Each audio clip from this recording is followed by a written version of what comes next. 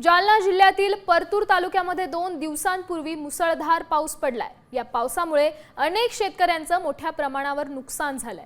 परतूर तालुक्यातील पाटोदा गावातील शेतकरी नयाजी खवल यांची तब्बल 1 एकर कोथिंबीर पीक पाण्यात गेलंय। विक्रीला आलेली कोथिंबीर पावसामुळे पाण्यात गेल्यामुळे या शेतकऱ्याला लाखो रुपयांचं आर्थिक नुकसान झालंय। शासनाने तात्काळ पंचनामा करून नुकसान भरपाई द्यावी अशी मागणी या शेतकऱ्यांनी केली। सरकारने शेतकऱ्याला एकतरी विमा एखादा जाहीर करावा, अन्यथा 1.5 लाख रुपये प्रत्येक शेतकऱ्याला कर्ज मंजूर करावा, अन्यथा कर्जमाफी करावी। यासाठी शेतकरी तरणार नाही। शेतकरी बंधूंनो, जय हिंद, जय महाराष्ट्र।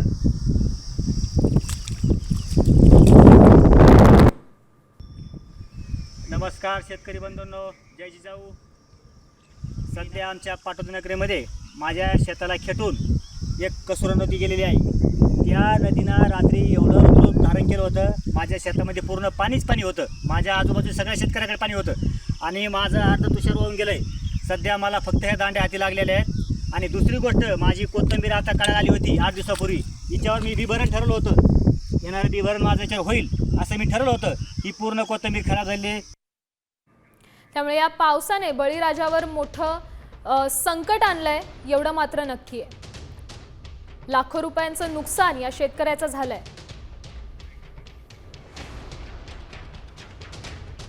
पुढची बातमी पण पावसासंदर्भातलीच आहे। जालन्यात मुसळधार पावसामुळे शेती पिकाचं अतोनात नुकसान झालंय। मुसळधार पावसामुळे कोबी उत्पादक शेतकरी आता हवालदिल झालाय। 2 एकर क्षेत्रावरील कोबी पीक धोक्यात आलं असून शेतकऱ्यांचं लाखो रुपयांचं नुकसान झालंय। जालना जिल्ह्यात मागील काही दिवसांपासून मुसळधार पाऊस बरसतोय।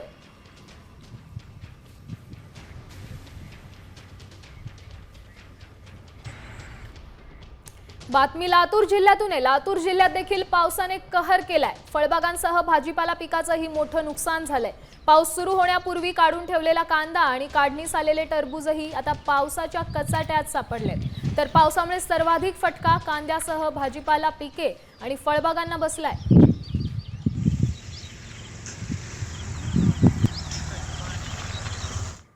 पुढची बातमी पाहूयात पावसासंदर्भातलीच आहे। राज्यातील अनेक जिल्ह्यात पावसाचा कहर पाहायला मिळतोय, त्यामुळे बळीराजा अर्थातच संकटात सापडलाय। मात्र मुख्यमंत्री उपमुख्यमंत्र्यांना शेतकऱ्यांच्या बांधावर जाऊन त्यांच्या व्यथा ऐकण्यासाठी वेळ नाहीये अशी टीका काँग्रेस नेते विजय वडेट्टीवार यांनी केली आहे। तर तत्काळ शेतकऱ्यांना मदत जाहीर करा अशी मागणी देखील वडेट्टीवारांनी केली आहे।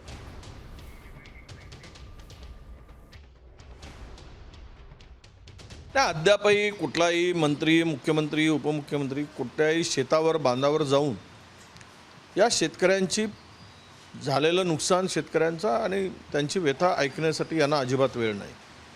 यांना केवळ राजकारण करून त्यापेक्षा सत्ता आणि खुर्ची यांना महत्त्वाची आहे, पण शेतकऱ्यांचं जे काय हाल होत आहेत, तुम्ही केवळ तोंडाला पानं पुसण्याचं काम आम्ही हे करतो ते करतो सांगण्यापेक्षा आणि बडाया मारण्यापेक्षा प्रत्यक्ष जा आणि बघा आणि शेतकऱ्याला मदत करा।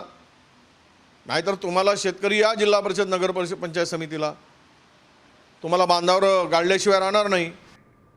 तर या बातमीनंतर आत्ताची सर्वात मोठी बातमी, आंतरराष्ट्रीय स्तरावरून बातमी आहे। अमेरिकेच्या कोर्ट ऑफ इंटरनॅशनल ट्रेड्सनं राष्ट्राध्यक्ष डोनाल्ड ट्रम्प यांना मोठा झटका दिलाय। ट्रम्प यांनी आंतरराष्ट्रीय आपत्कालीन आर्थिक शक्ती कायदा अंतर्गत लादलेल्या लिबरेशन डे टॅरिफवर स्थगिती दिली आहे। या टॅरिफमध्ये सर्व देशांवर 10% टॅरिफ आणि काही देशांवर जास्त टॅरिफचा समावेश होता। ट्रम्प यांनी IEEPA वापर करून टॅरिफ लादणं हे बेकायदेशीर असल्याचं कोर्टानं म्हटलंय। नेमकं कोर्टानं काय म्हटलंय तर अमेरिकेच्या कोर्टाकडून लिबरेशन डे टॅरिफला आता स्थगिती देण्यात आली आहे। सर्व देशांवर 10% टॅरिफ आणि काही देशांवर जास्त टॅरिफचा समावेश होता। टॅरिफ लादणं हे बेकायदेशीर असल्याचा कोर्टानं निर्वाळा दिलाय। कायद्यामध्ये व्यापक टॅरिफला परवानगी नाही असं कोर्टाचं म्हणणं आहे। तर ट्रम्प यांच्याकडून संविधानिक कायद्याचं उल्लंघन करण्यात आलं।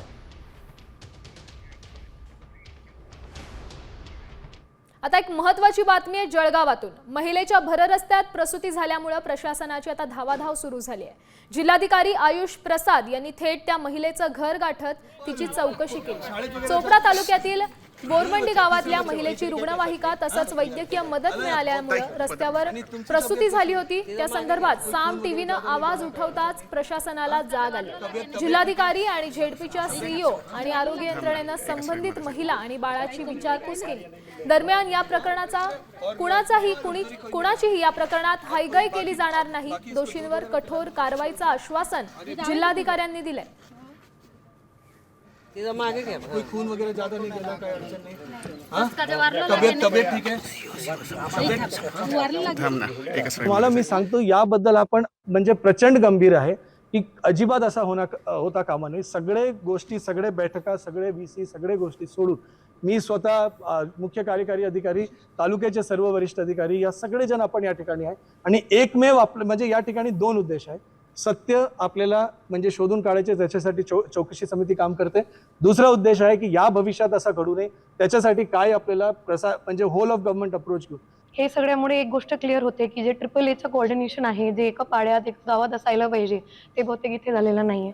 आणि AAAचं काय असतं, एक साधारण रजिस्टर आहे, त्याच्यात सगळ्या ज्यांची प्रसूती होणार आहे त्यांची नावं असतात आणि नेमकं त्यांनी कुठली प्रोटोकॉल फॉलो केली पाहिजे, SOP की त्यांनी आधी इथे झालं पाहिजे किंवा माहेर घराची योजनेचा वापर करून तिथे जायला पाहिजे, तेही आपण एकदा कन्फर्म करू की ती जी प्रोटोकॉल आहे, SOP आहे, ती फॉलो झालेली आहेत का। आणि एवढं सगळं करून जरी हे झालंय तर त्याचं नेमकं कारण कायची तपास करून आपण पुन्हा तुम्हाला सांगू। परदानाला गेलो होतो मी, मग तिथून सिस्टरला सांगितलं तर ते काय सांगितलं, वजापूरला घेऊन जा असं सांगितलं, बरोबर। त्याच्यानंतर मी गेला तिथं रस्त्यात, आधी रस्त्यात डिलिव्हरी झाली, 3-6 पाठवलं तरी पण गाडी आलीच नाही, ॲम्ब्युलन्स। डॉक्टरला फोन केला तर कोण आहे, कोणी नंबर दिला तुम्हाला असं सांगत आहे तो डॉक्टर। मग त्याच्यानंतर 1 घंटा नंतर गाडी आली आणि आणि डॉक्टर बी नाही आला, नर्स बी नाही आली। त्यामुळे आता या सगळ्यावर प्रशासन पुढची ऍक्शन काय घेतं ते पाहणं महत्त्वाचं ठरणार आहे। पुढची बातमी पाहूयात। एका धाडसी डॉक्टरानं खासगी रुग्णालयांमधील काळं आणि भीषण वास्तव आता उघड केलंय। एक धक्कादायक सत्य समोर आणलंय। मॅनेजमेंट रुग्णांकडून पैसे उकळण्यासाठी डॉक्टरांवर दबाव कसं आणतं याचं हे वास्तव आता उजेडात आणलंय। मी डॉक्टर नाही, मी एक सेल्समन आहे असं हा डॉक्टर म्हणतोय। या प्रामाणिक डॉक्टरने रुग्णालय कशी रुग्णांना लुटतात हे समोर आणलंय। पाहुयात हा डॉक्टर काय म्हणतोय। मैनेजमेंट कहता है इस महीने आईसीयू में इतने बेड भरने चाहिए, ओटी खाली नहीं रहनी चाहिए, जो मरीज ओपीडी में है उसे भर्ती कराओ, चाहे जरूरत हो या ना हो। क्या हम डॉक्टर है या किसी इंश्योरेंस एजेंट की तरह कोटा पूरा करने वाले सेल्समैन? रोज मीटिंग होती है, कितने नए पेशेंट लाए, कितने टेस्ट लिखे, कितने रेफर किए सर्जरी के लिए। ना पूछो कौन बचा कौन गया, ना पूछो वाकई किसे इलाज की जरूरत थी। और मैं हर रात अपने आप से यही सवाल करता हूँ, क्या मैं अब भी डॉक्टर हूँ या फिर एक टारगेट फुलफिल करने वाला कर्मचारी? माफ करना, इंसान हूं मैं भी। मरीज को संख्या में गिनते गिनते कभी कभी खुद को भी गिनती में शामिल करने लगता हूँ, पर अब चुप नहीं रह सकता। अब जरूरी है पूछना, क्या हमारा सिस्टम बीमार है? क्योंकि इलाज अब सिर्फ मरीजों का नहीं, पूरे सिस्टम का होना चाहिए। आता बातमी राजकीय वर्तुळातून आहे।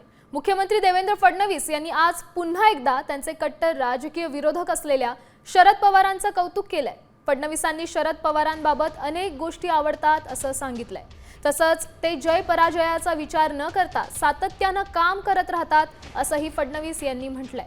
तर संजय राऊतांनी यावरून फडणवीसांवर निशाणा साधलाय। कौतुकासाठी दिल्लीची परवानगी घेतली असेल असं राऊतांनी म्हटलंय। आई एडमायर मेनी थिंग्स और बहुत सी ऐसी चीज़ें कि जो नहीं करनी चाहिए उन्होंने, ऐसा भी मुझे लगता है।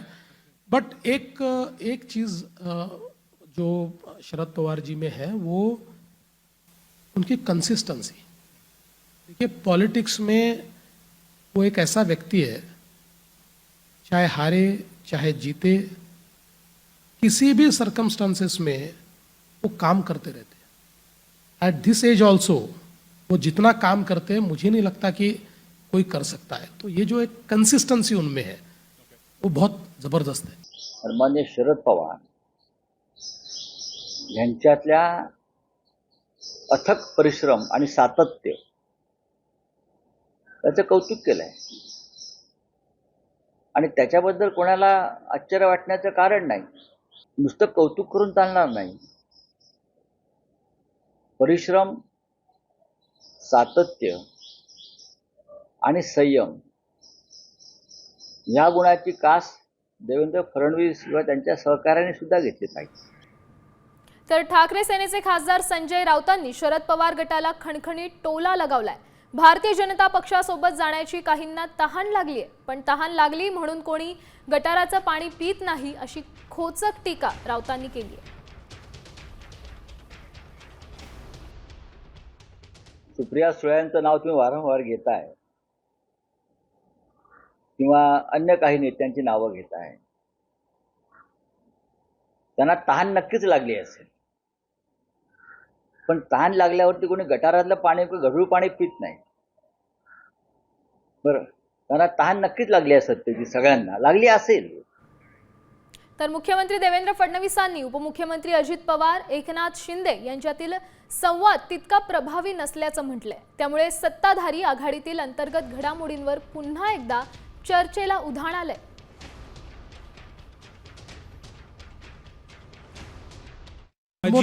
Ajit ji or Eknath ji, because of this question, Ajit ji or Eknath ji, who do you think is better at communicating? Let me tell you frankly, they should forgive me. Both are not communicating. Okay.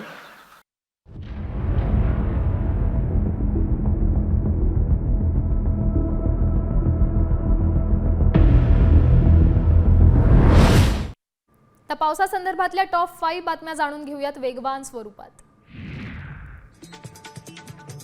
Konkan, पश्चिम महाराष्ट्र, विदर्भात आजही पाऊस पडण्याचा अंदाज आहे. हवामान विभागानं या ठिकाणी ऑरेंज अलर्ट जारी केलाय. तर उर्वरित महाराष्ट्रासाठी आज येलो अलर्ट दिलाय. मे महिन्यामध्ये बरसणाऱ्या पावसानं राज्यभरात दाणादाण उडवून दिली आहे.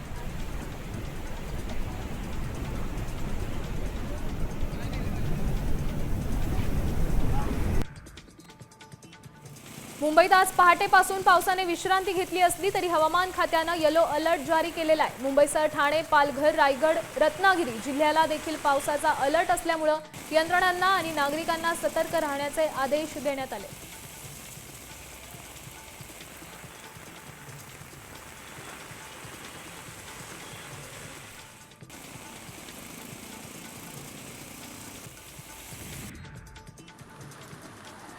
तासभर बरसलेल्या पावसात भिवंडीकरांची दैना उडाली आहे. भिवंडीत काल संध्याकाळी मुसळधार पावसाने हजेरी लावली.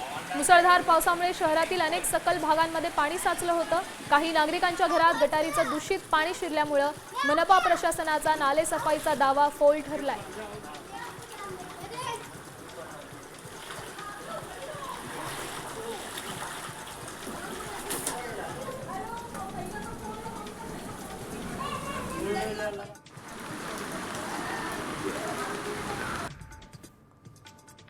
मे महिन्यात झालेल्या पावसामुळे अक्कलकोट तालुक्यातील जलसाठ्यांची पातळी लाक्षणिकरित्या वाढली आहे. घोसळगावचा साठवण तलाव हा 75% भरला असून इथला पाझर तलाव तब्बल 100% भरलेला आहे. इतिहासात पहिल्यांदाच मे महिन्यात एवढ्या प्रमाणात तलाव भरल्याची नोंद आहे.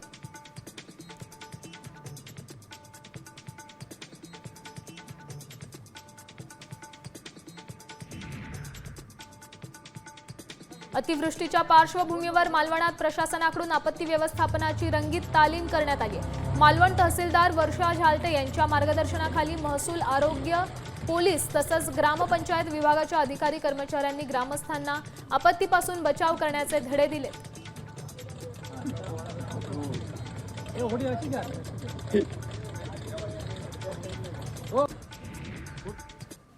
या मुसळधार पावसाने बळीराजा संकटात सापडलाय. त्याच संदर्भातले महत्त्वाचे अपडेट्स जाणून घेऊया टॉप 5 मधून. पुराच्या पाण्यातून पूल ओलांडण्यास बैलांनी नकार दिला आणि मालकाचा जीव वाचलाय. गेल्या 3 ते 4 दिवसांपासून जालन्यात झालेल्या पावसामुळे नदी नाल्यांना पूर आलाय. त्यातच पुलावरून पुराचं पाणी वाहत असताना 2 शेतकऱ्यांनी आपले बैल पुराच्या पाण्यातून नेण्यासाठी प्रयत्न केला होता.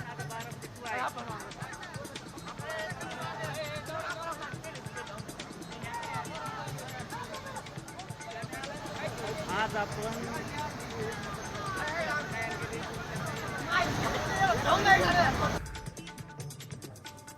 वाशिममध्ये वादळी वाऱ्यामुळे काही गावांमध्ये विद्युत पोल कोसळले होते. त्यामुळे अनेक गावांचा वीज पुरवठा पूर्णपणे खंडित झाला होता. मात्र महावितरणाकडून युद्धपातळीवर दुरुस्तीचं काम सुरू आहे. यासाठी अतिरिक्त मनुष्यबळ आणि साहित्य पुरवण्यात आलंय.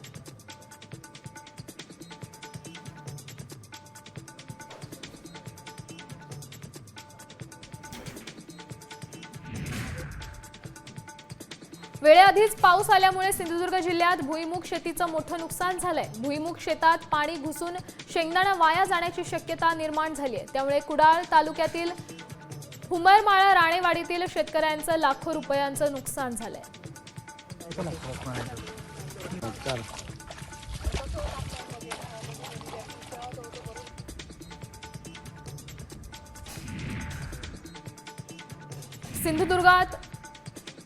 सिंधुदुर्गात अतिवृष्टी झाल्यास आणि कोणतीही आपत्तीजन्य परिस्थिती ओढावल्यास एनडीआरएफची एक टीम तैनात करण्यात आली आहे. मालवण कट्टा इथे ही टीम दाखल झाली असून संपूर्ण जिल्ह्यात ती कार्यरत राहणार आहे.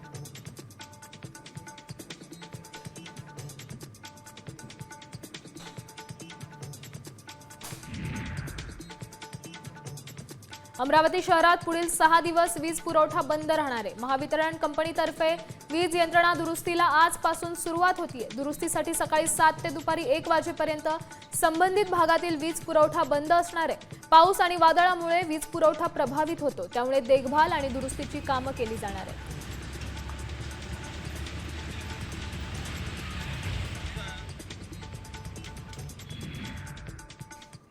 सोलापुरातून एक महत्त्वाची बातमी समोर येते. सोलापूरच्या टेक्सटाईल मार्केट समोर कारचा भीषण अपघात झालाय. बेलोरो गाडीनं धडक दिल्यामुळे 2 महिला या अपघातात जखमी झाल्या आहेत. या अपघाताची घटना सीसीटीव्ही कॅमेऱ्यात चित्रित झाली आहे. रोहिणी पुप्पल आणि उषा वाघे असं अपघातात जखमी झालेल्या महिलांची नावं आहेत. पण हे सीसीटीव्ही फुटेज पाहू शकताय. अतिशय भीषण असा अपघात आहे.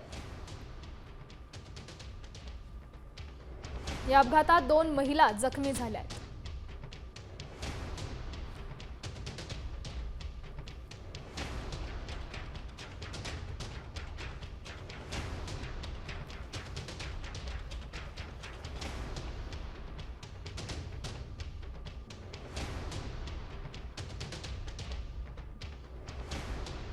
आपण पाहू शकतो या दृश्यांमध्ये कार अक्षरशः पलटी झाली आहे. यावरूनच समजू शकतोय हा अपघात किती भीषण असावा आणि या अपघातात 2 महिला गंभीर जखमी झाल्या.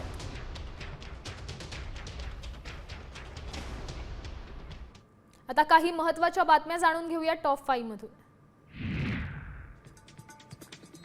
नवी मुंबई एपीएमसी मध्ये सडलेला टोमॅटो पुन्हा विक्रीस आणला जात असल्याचं समोर आलंय. पावसामुळे खराब झालेला टोमॅटो बाजारात फेकण्यात आला होता. मात्र एक व्यक्ती हेच सडलेले टोमॅटो गोळा करताना साम टीव्हीच्या कॅमेऱ्यात कैद झालाय. गोळा केलेले हे टोमॅटो नंतर किरकोळ बाजारात स्वस्तात विकले जात असल्याचं स्पष्ट दिसतंय.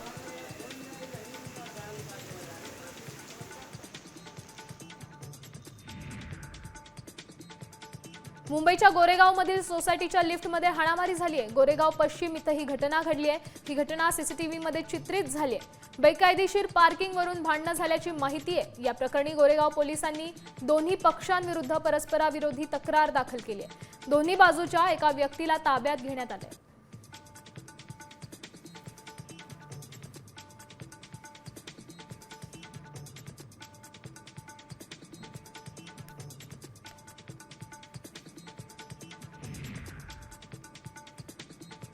मुंबई आंतरराष्ट्रीय विमानतळावर तब्बल 8.5 कोटी रुपयांचा कोकेन जप्त करण्यात आलाय. परदेशी प्रवाशांकडून 886 ग्रॅम कोकेन जप्त करण्यात आलाय.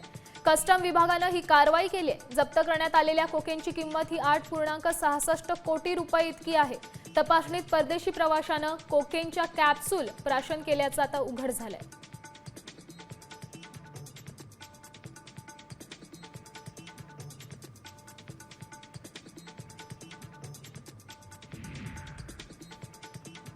प्रधानमंत्री पोषण शक्ती निर्माण योजनेअंतर्गत महापालिका हद्दीतील शाळांना खिचडी वाटप करण्यात आलं होतं. मात्र सुट्टीच्या दिवशीही विद्यार्थ्यांनी खिचडी खाल्ल्याचं समोर आलंय. या संदर्भात खुद्द मुख्याध्यापिकांना त्यांनीच कबुली दिली आहे. त्यांनी पोर्टलवर सादर केलेल्या माहितीनुसार हे वास्तव उघड झालंय.